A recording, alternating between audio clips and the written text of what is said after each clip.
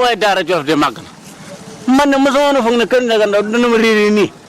man wër naa ba sonn kon yi taxe kaw yu gën a gudd léegi nun nit di def ba yëg si kaw ah waaw tey waay daara Jolof de màgg na yi taxe gën a kawe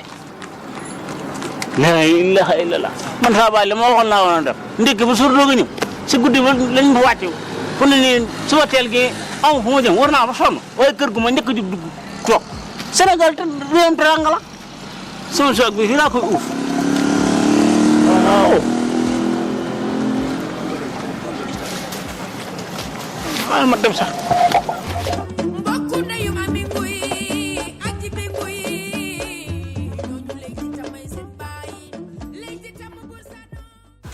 salaamaaleykum sama waa groupe waaye yéen moom ni ngeen bàyyee groupe bi moom du yoon de génne leen ñu perloo bokk lii lu mu doon.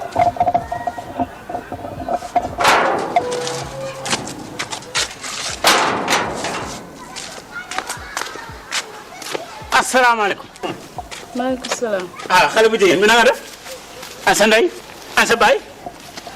ah ok. la ilaha illallah. waaye yéen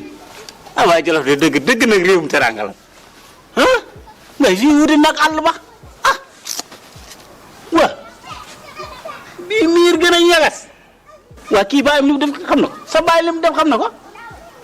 bay léegi du ngeen si gaañu ak xale yi ah waaye lii de moom des na am sécurité nag day la naana daal jaaxal na ma rek waa ñii kam dañuy yónni seen natt rek waa kii kan la nii mu bay ba ñëpp dem muy ñëw fii si kër gi nga xamante ne ay jigéen kese moo fi des nga xamante ne jamono bi léegi wuurul dara dafa tëradi kii nan laa war a def bu mu kenn kër gi waaw kay trouvé naa solution dinaa ko génne kër gi sans autant sama loxo bi laalu ko.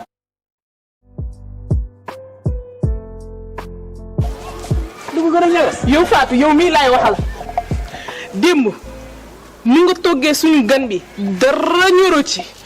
saf nag waxaalewu ma ko tey lii may gis nii ak ndawal la dama bëgg nga togg ko bu mu ñor na saf sap.